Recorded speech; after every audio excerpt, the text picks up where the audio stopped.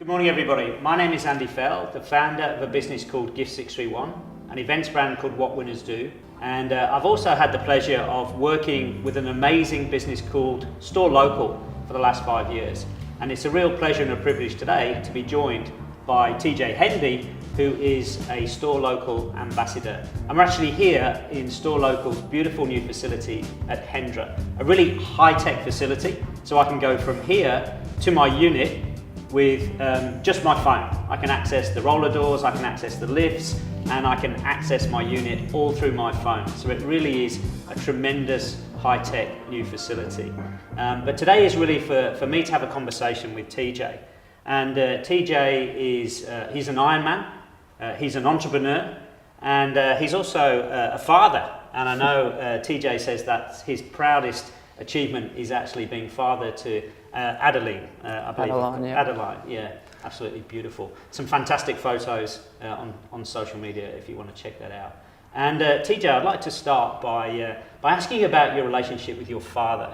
Now, you know, for those that don't know, Trevor Hendy is, you call him the GOAT in terms of Ironman. 6-time Australian Ironman champion, 3 seconds in the championship, Australian Hall of Fame, and also obviously Surf Lifesaving Hall of Fame. Now, I'm always really interested, when you've got a famous father, is that a help or is that a hindrance? Does that bring pressure or does that bring an incredible level of inspiration and support? So I'd love you to talk to us about your relationship with your dad. Yeah, beauty, mate. I love that question. And first of all, thanks for having me here. And really love the facility and this whole place and the vibe around here, the big blue walls and everything. It's awesome. But yeah, that's a great question. It's flipped over time, you know, at different points in my career and my personal self growing.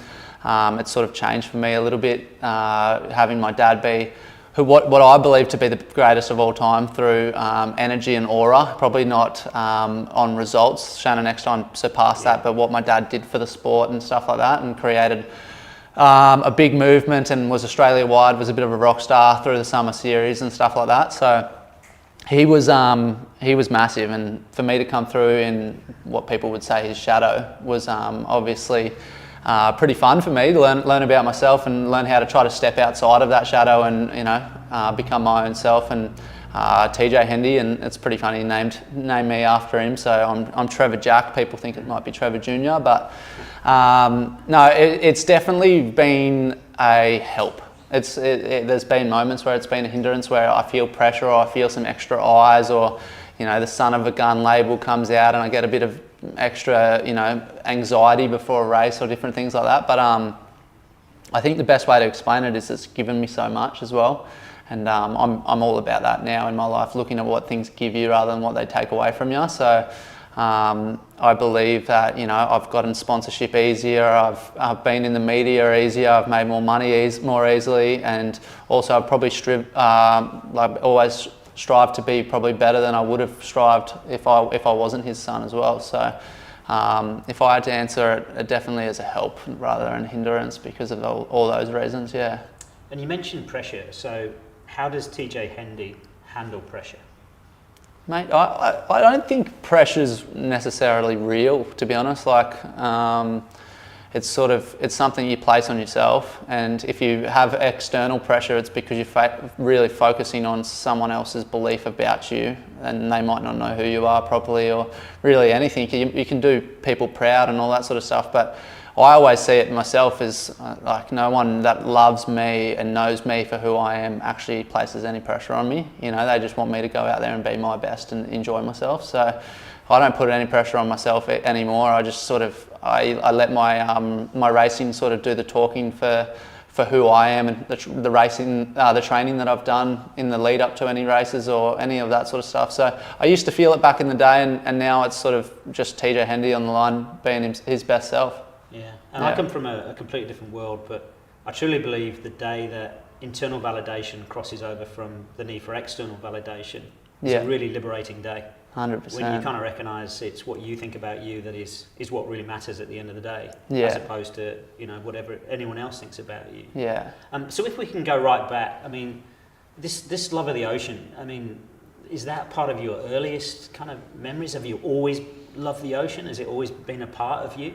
Yeah, well, I'm not religious or anything like that, but I've sort of got a belief that the universe sort of provides us with a few things, and I believe in the universe, and I think before I came from somewhere, either being a dolphin or something, I'm not sure, but I loved the ocean, so I come from a water galaxy or something, I'm not sure, but I love the ocean so much. Like, it's sort of, my dad calls it a spiritual bath. I'd sort of tap into that as well, but it's just where I feel at home, feel at peace, and like anything out external, anything that you're feeling anxious about or down about, I jump in the water and it's just gone like that. So that's where probably my loves come from, that, and then probably also the connection with my dad and my friends in the ocean as well, and what that's given me.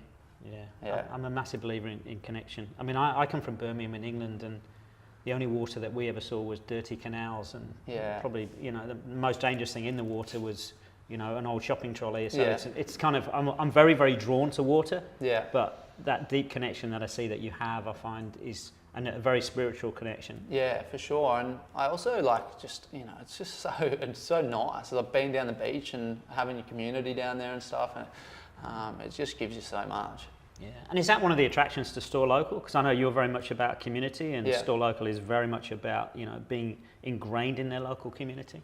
100%. I love the connection with Store Local because of that reason. They're ingrained with the community. I come from SurfLife Saving, which is about saving lives and looking after the community. And these crew are looking after people's possessions and making sure they stay safe, and I'm looking after people's lives most of the time. So it's something that, as I've grown older, it's become more and more evident that I want to be aligned with sponsors that are aligned with my values, and these crew definitely are. Alignment is so important. Yeah. So I want to dive into a few personal characteristics if I can. Yeah. And one of those is you strike me as a very present individual. But last time we met, you were telling me about a couple of races where you were in a phenomenal position and you kind of lost that focus for a minute, and you lost that absolute presence in the moment. And I'd love you just to share, one or two of those stories and the learnings you took from that. Yeah, no, absolutely. I've had a few different races where I've led and things go wrong, or my ego's popped up and taught me a lesson pretty quickly. One was the Australian titles, which I mentioned to you, which I had a pretty big lead in and was a dream of mine to win. I haven't won it yet still. And pretty much I remember going around the last can before going down a wave to win the race, and I started thinking how it was going to feel to win that race and all that sort of stuff. And so I went out of that present moment, and pretty quickly I was going over a wave rather than down a wave. I was going over the falls with it, so landed on the sandbank, got pinched down, and then watched two guys come down and end up being in a race up the beach with them. So that was a big steep learning to stay in the moment, and obviously it's not over till it's over, but also really just stay with that process, and I think that's so important. And I see in business that so many people get distracted so easily. And that ability to stay in the moment and stay present, whatever it is you're doing, just be 100% focused on that. And avoid the distractions that are around us. It's just so important. I actually really think that most athletes these days, probably ever, are the ones that really succeed, and the best 1% of athletes are the ones that really fall in love with the process of actually bettering themselves and becoming the best they can be. It might still be through ego here and there, and that's all good, but it's about becoming the best person you can be. And I think, talking about being the best person you can be, I really want to talk about goals, because I believe you've got some unique kind of takes on the whole goal setting process. I'd love you to share more of that.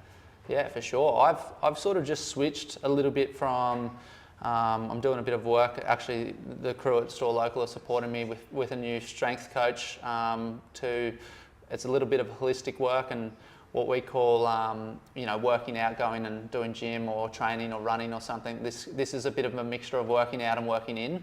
And so I've sort of gone to those, and what we're sort of defining the difference in me at the moment is the difference of a soul goal versus a wounded ego goal. And a wounded ego goal is, best way to say it is like a trauma or a stress or a fear or a feeling that you're trying to avoid in your life. and so you set a goal to achieve that goal so that you don't feel that feeling anymore. And from that place, your intentions go with that goal to pretty much just avoid that feeling, whether it's death or a loss of money or whatever it is, and you go and achieve that goal, and you get there and you realise that feeling is still with you once you realise the next day after you win that race or earn that certain amount of money that problem's still there. So I'm sort of more in a soul goal point of view right now, where it's like looking inwards, and what my goals are pretty simple now. It's like my happy, healthy, abundant and free self. That's like, if I can be happy, healthy, abundant and free, then I'm awesome, you know? And how does that kind of show up because I think this is absolutely beautiful. Yeah. And you really made me think when you talked about this, because, you know, I'm very driven. I strive exceptionally hard, but I know a big part of it is because, you know, I'm looking to, my father's no longer with us, but it's my relationship with my father that is driving me to be the best version of myself. Yeah. Which I think is outward looking as opposed to really inward looking. Yeah. And really getting deep into my own soul. Yeah. So how does that kind of manifest itself on a daily basis? Yeah. What do you do on a daily basis just to kind of be happy, healthy, abundant and free? How does that show up? Well, what's beautiful about it is that you've got nothing but yourself to motivate.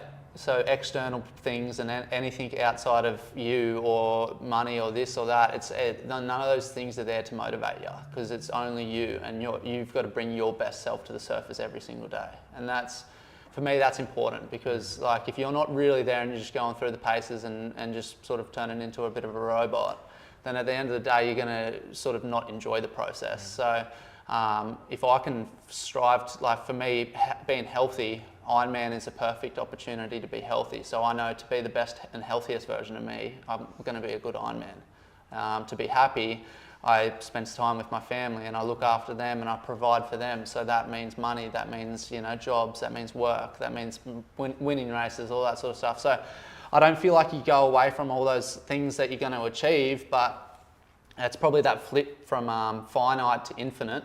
So those things that you can grab, or those things that you're searching for that are somewhat, you know, a sensation that you can, you know, sort of search for, rather than that infinite thing where it's more of a feeling, you know, like it's something that's within you rather than how someone compliments you or how someone perceives you or all that sort of stuff. It's a little bit of a change from, definitely from finite to infinite for me. Yeah, it's a beautiful way of thinking. Yeah. I want to talk about, you know, mindset, and I know the ocean for you is incredibly important. It's very cleansing, as you say, it's a spiritual bath. What other daily practices do you have to aid your belief system or aid your mindset to enable you to look within and be true to yourself? Yeah, I was talking to Mark before about sleep-in depression. As athletes, we get up at like 4 in the morning, 4:30. This morning, 1:30 for me because my daughter was up. But it was like, if I sleep in past the sun coming up, I'm pretty much depressed the rest of the day. Like it's just because of the way my body works, the way the endorphins work, the way the melatonin, everything, all that sort of stuff works for me. My body knows that it's supposed to wake up in the morning, and it knows that if it doesn't wake up in the morning, it's probably sick. And so even if I'm not sick and I have a sleep in because I had some demons on my shoulder that morning or something, I usually end up being in a toxic waste environment that day and feel like I'm depleted and run out of energy. So that's one major thing, is I try to get up before the sun comes up every day. Even if I'm not training now, I'll try to go for a walk or something like that, just even if I feel like I'm getting sick.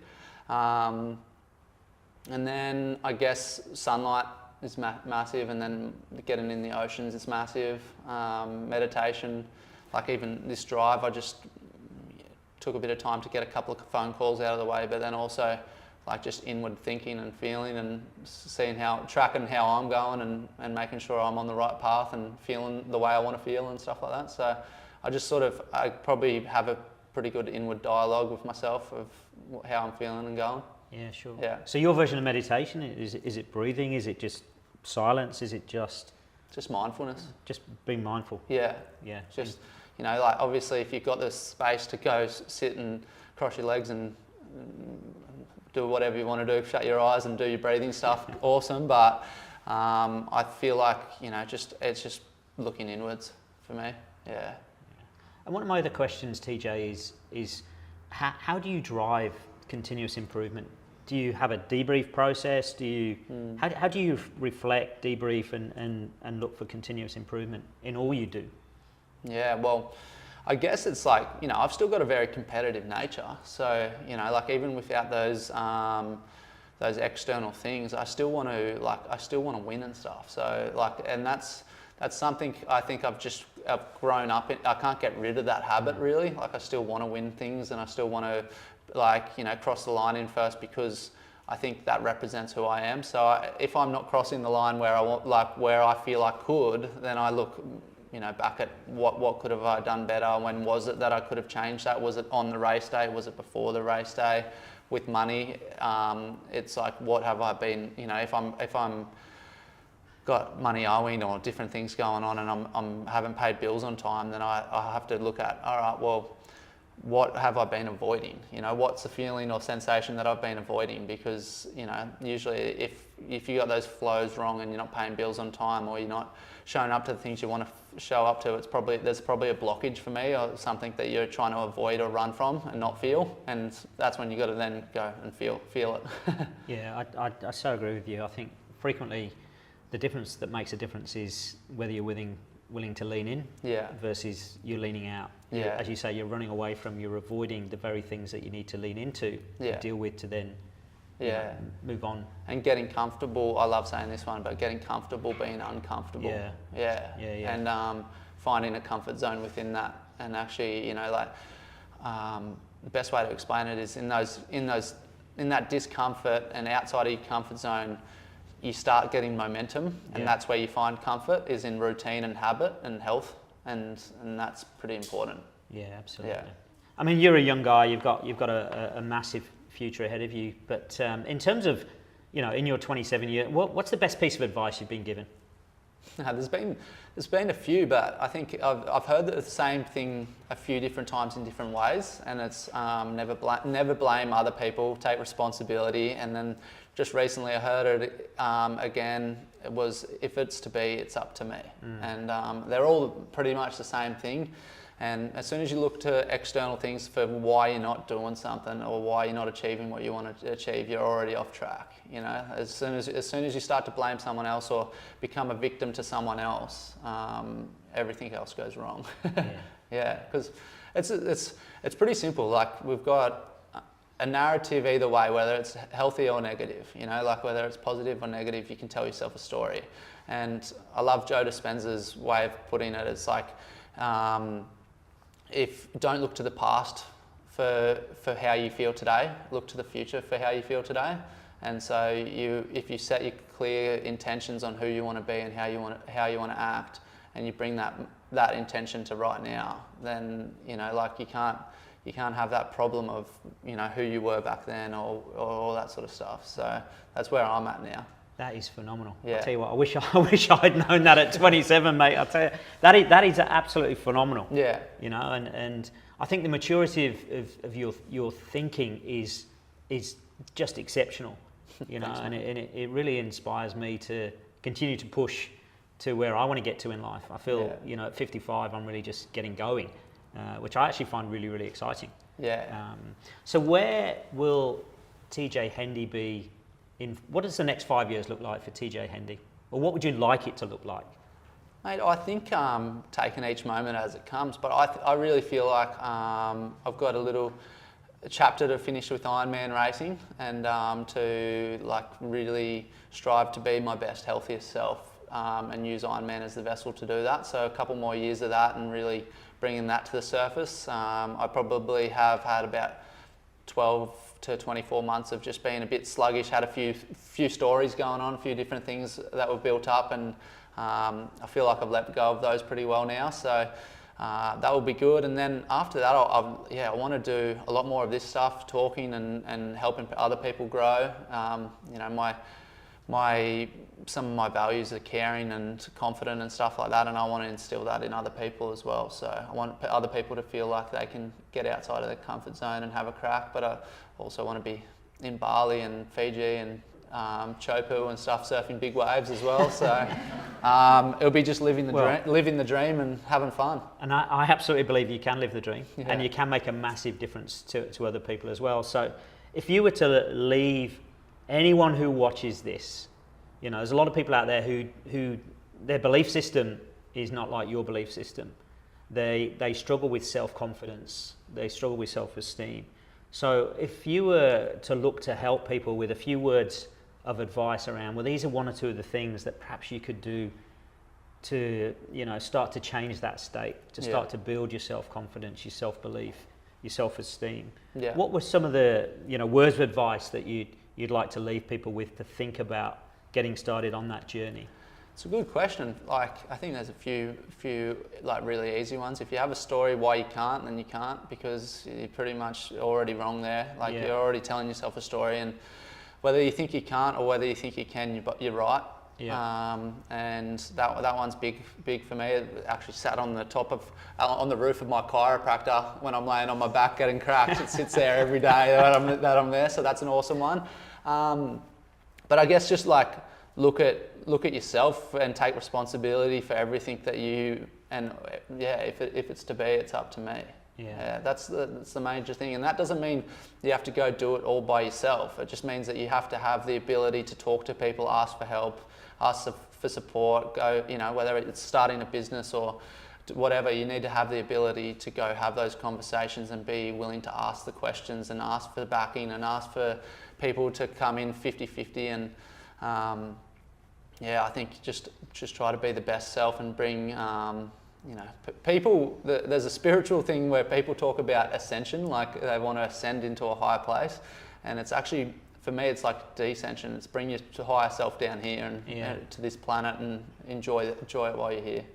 Yeah. So my last question for you, and you know, we both know the amazing Grant Hackett, Order of Australian Medal, and I was interviewing Hackey the other day, and I said to him, you know, from a 13-year-old boy, his vision was to be at the Sydney Olympics in 2000 on the start line, you know, to win a gold medal for Australia.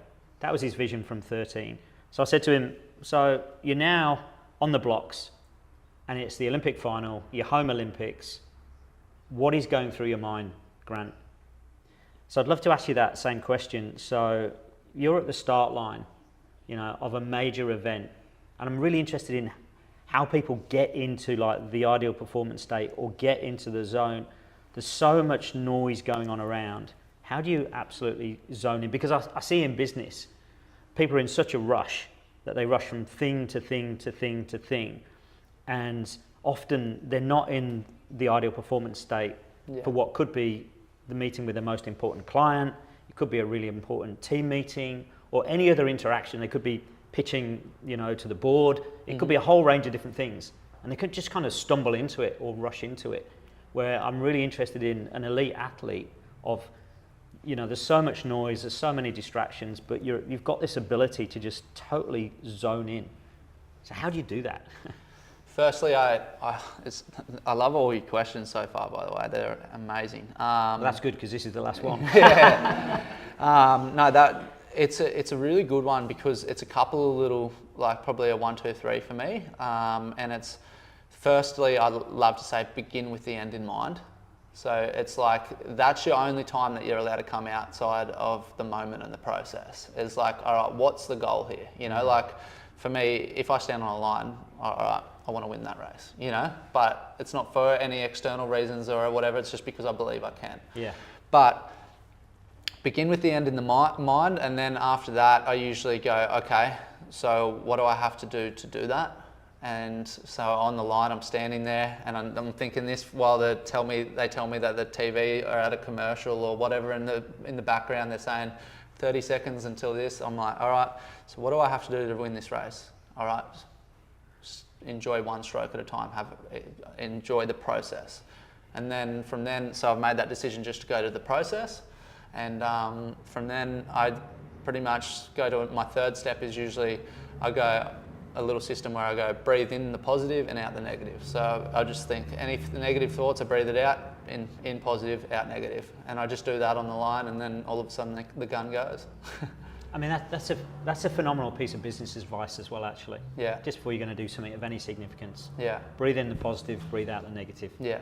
You know, we can all carry that forward into everything that we do. Yeah. And 100%. how do do you think about who else is on the line, or do you just think about you and your race and what you need to execute? Yeah, I have at times, but not anymore. No, I don't I stand on the line, and any one of those guys could beat me. So why would I worry about like one particular person? Yeah, you know. sure. So no, I really believe it's in anything, business, sport, whatever. You're not the only person that can beat you is yourself. Yeah. And that's like as simple as that. And you know, a good example of this one was, you know, the first race I ever won in the Nutrigrain Ironman series. I was breathing in the positive, out the negative, knew that I had to stick in the process, all that sort of stuff. So I run into the water.